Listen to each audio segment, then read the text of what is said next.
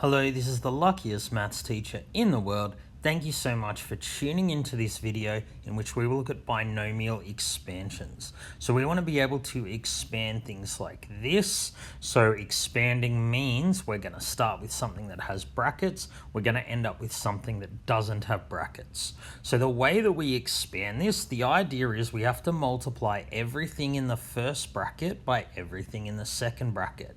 So I have to take x and multiply it by everything in the second bracket, and I have to take -7 and multiply it by everything in the second bracket. So expanding the first bracket, I just go x times x is x squared. Remember, in algebra, if no operation is written, it's always times. And I have to remember that I also have to times x by the second thing in the bracket there, 8. So it's x squared plus 8x. Expanding the second bracket, I go -7 times x, -7 times +8. So I'm now just going to simplify because I have two like terms here. So of course 8x minus 7x is just positive x squared plus x minus 56. I can't simplify that further and I'm done. So another way you can expand brackets like this is using the FOIL method. If you use FOIL, you're essentially doing the same thing. You're multiplying everything in the first bracket by everything in the second bracket. It's just that FOIL is an acronym that helps you keep track of what you're multiplying by what. So if I were to expand these here, F means first I multiply the things first in each bracket. So that's 2x times 3x, which gives 6x squared. So that's the F. O means I multiply the thing on the outside of each bracket, so that's 2x times +2, which is 4x. I multiply what's inside each bracket, so that'll be -5 times 3x, which is -15x. And finally, L, the lasts, that is what occurs last in each bracket. -5 times +2, which is -10. Once again, I have like terms here, so I need to simplify. 4x subtract 15x is -11x. So now I'm at the point where I can't simplify and I'm done. All right, let's have a look at some shortcuts we can take when we're expanding brackets. So there are two situations we'll go through in which you can use a shortcut. The first is this. It's called the difference of two squares because when you expand it, you have a square minus a square. Of course, minus, subtract, means difference. So this arises when the two terms in each bracket are the same, but one has a plus and one has a minus. So when you're doing such an expansion, you simply square the first, square the second, and stick a minus between them. So here we have the same two terms in each bracket. One is a minus, one is a plus. So to quickly do that, I square the first term, so that's squaring x. I square the second, which is 9, and stick a minus between them.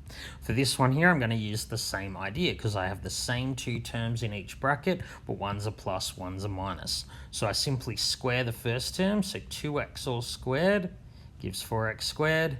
I square the second term, 1, stick a minus between them. So another situation in which you can use a shortcut is when you have a perfect binomial square. So this rule here says when you have a plus b all squared, you square the first term, you square the second term, and what goes in the middle is 2 times first term times second term. Make sure you remember that there is a middle term. Even very intelligent people often forget this. They just square the first and square the second and they forget about the middle term. So here is a perfect binomial square. So to do this quickly, I'm going to square the first. So 4x all squared is 16x squared. I'm going to square the second term. Now whenever you square something, it's positive. And what goes in the middle is 2 times the first term times the second term. So 2 times 4x is 8x times -3 gives me -24x. All right, what about x squared minus 5 all squared? Well, same idea.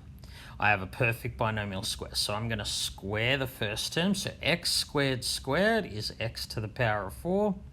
I'm going to square the second term. If you square a negative, it's always positive. And then in the middle is 2 times first term times second term. 2 times x squared times -5, which is -10x squared. So of course, with either of these perfect squares or difference of two squares, you can use the FOIL method, you can use the methods on the previous slides, but it would be great if we can use the shortcut to save us time. All right, let's now look at some more challenging expansions. So here we have an expansion that's a little more challenging because I've got my binomial expansion and a term out the front. So just remember the order of operations dictated by BIDMAS. We always do raising to a power. That's what the I is, index in BIDMAS. We do that before multiplication. So to do this, I'm going to leave the negative x alone for now, and I'm going to concentrate on this part. So x minus 3 all squared. I square the first, I square the second, and what goes in the middle is 2 times x times negative 3. So now I can just expand this in the usual way that you've known since year 8. I take negative x and multiply it by x squared. Negative x times negative 6x, that becomes positive 6x squared. And then negative x times 9 is negative 9x. I can't simplify this, so I'm done. So let's look at this here. So this is just going to use the normal rule for binomial expansions that I went through on the first slide. It's just a bit more complicated because we have radicals here. So I'm going to use the FOIL method. So f means first. So I go root x times root x is x. Remember, it's always times here. If no operation is written in algebra, always times. So O, the thing on the outside, will be root x times negative 1 on x. So I'm just going to leave it like this for now. All right, insides. So I'm going to go negative 1 on root x times root x. Well, the root x's there will cancel out, so you'll just be left with minus 1. And finally, the thing that's last in each bracket, negative 1 on root x times negative 1 on x. So I'm going to get a positive because it's a negative times a negative. 1 times 1 is 1. And I'm just going to write root x times x like this.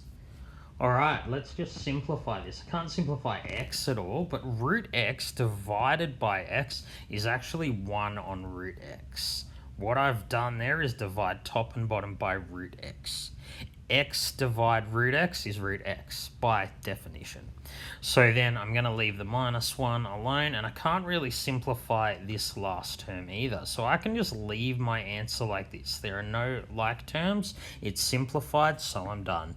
All right, thank you so much for tuning into this video. This has been the luckiest maths teacher in the world. Have a great day.